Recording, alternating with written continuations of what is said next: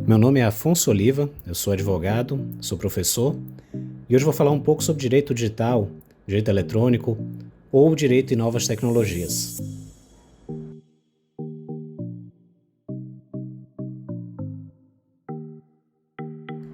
Talvez o primeiro ponto que a gente precise abordar seja de fato a nomenclatura.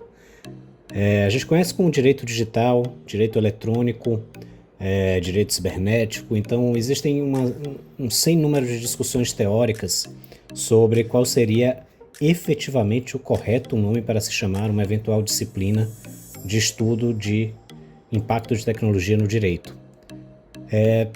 De forma a facilitar, eu gosto muito de simplesmente entender como o direito e as novas tecnologias, as implicações jurídicas da adoção de novas tecnologias. Então, eu gosto muito de trabalhar com essa semântica de direito e novas tecnologias, com essa noção de direito e novas tecnologias, porque isso abre para a gente um leque enorme de possibilidades de trabalho.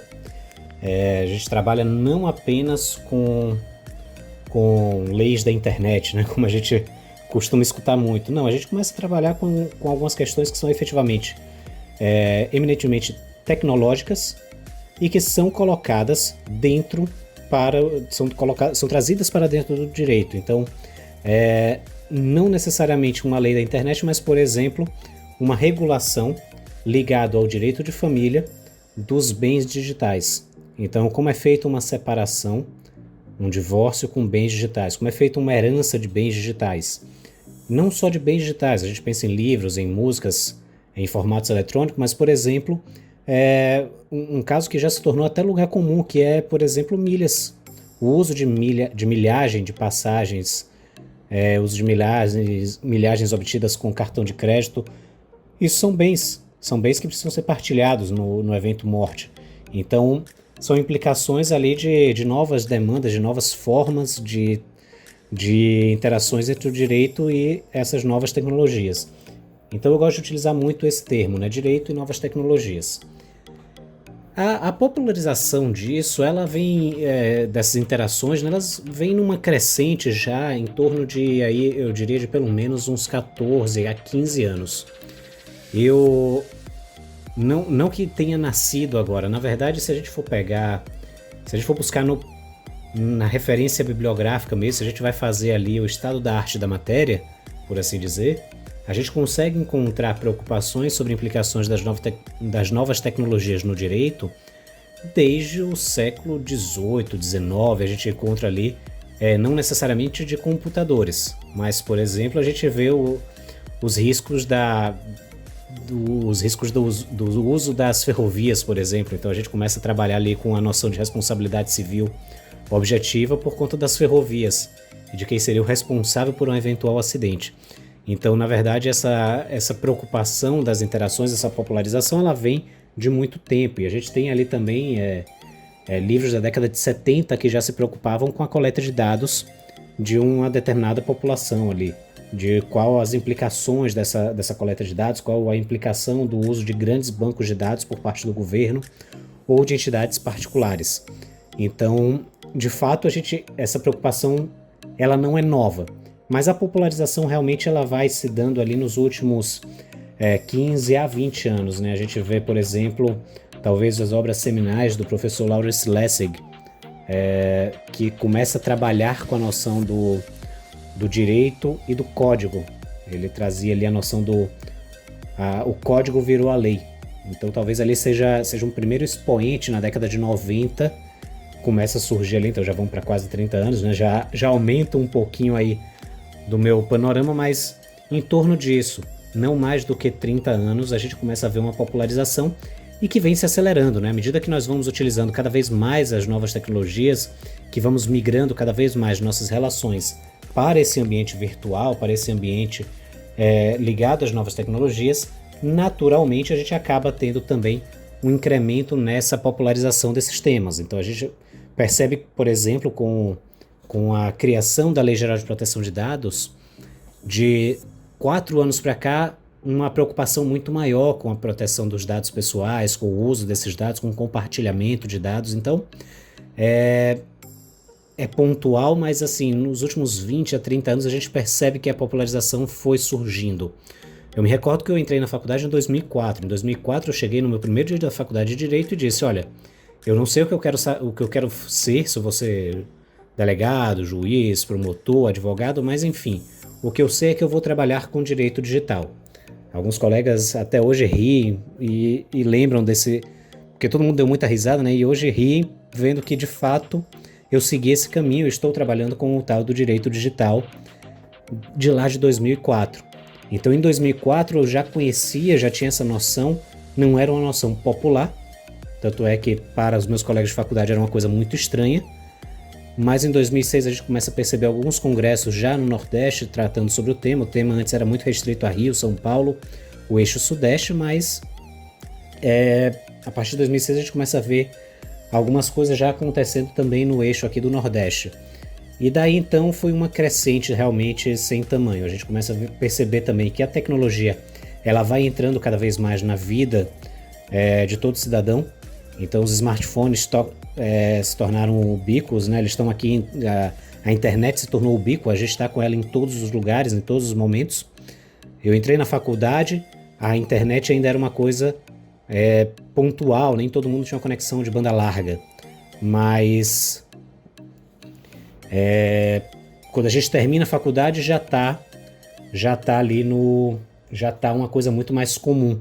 A gente já tem efetivamente um uso muito mais massificado da internet e das trocas de informações por meio de computadores. Então, foi um cenário que mudou ali de 2004 a 2008, quando eu falei, tranquilo, a gente teve um aumento ali já razoável. A partir então de 2008, aí o negócio dispara mesmo. Depois de 2008, a gente começa a ver as discussões aumentando cada vez mais, os crimes começam a acontecer na internet, então a gente começa a ver que a internet está sendo mais utilizada, os celulares estão mais presentes, então naturalmente o tema acaba se popularizando também. A gente começa a ter efetivamente uma preocupação maior por parte da população em geral. E por que é importante a gente ter isso? Por que é importante o profissional do direito entender isso? Porque isso é a nossa realidade. Isso é o que a gente isso é que a gente vai encontrar assim que a gente estiver no mercado de trabalho. A gente não pode mais achar, a gente não pode mais se dar o direito de não gostar de tecnologia, de não entender a tecnologia.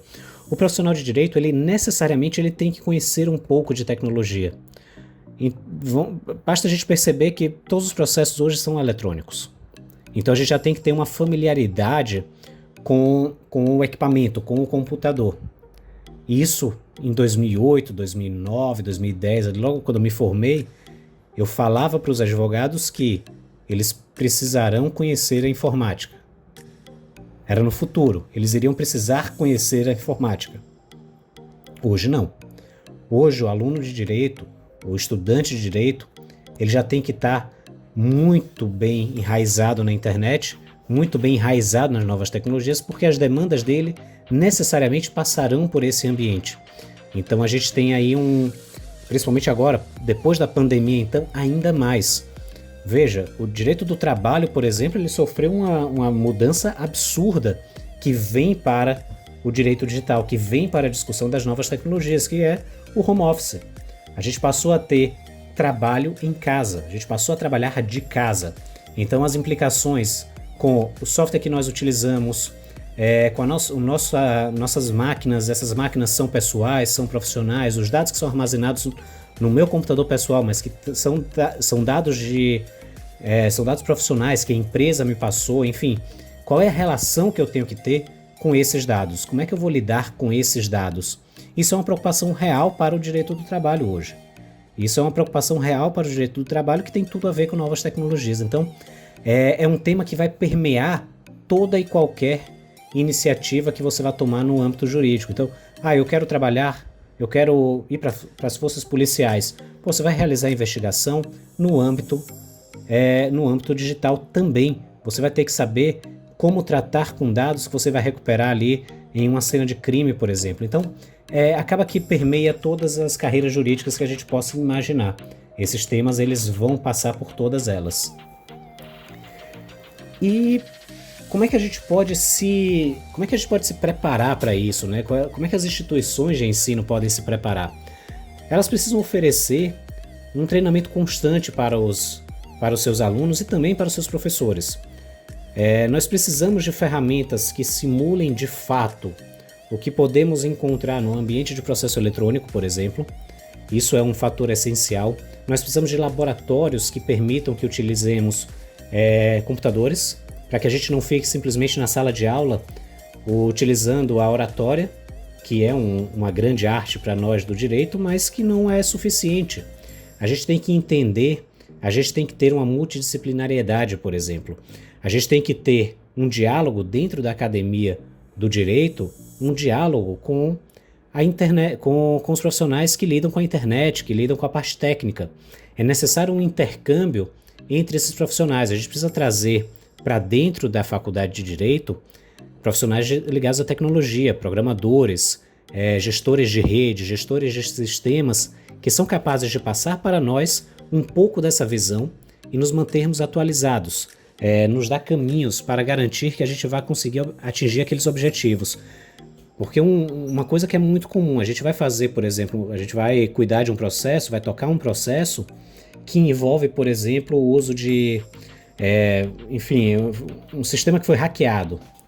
E aí a gente percebe colegas que não conhecem do assunto e vão adentrando ao processo, vão fazendo questões, por exemplo, durante um inquérito policial, questões que não guardam nenhuma relação com a parte técnica, que teriam perguntas muito mais objetivas para serem feitas, que poderiam resolver aquela questão.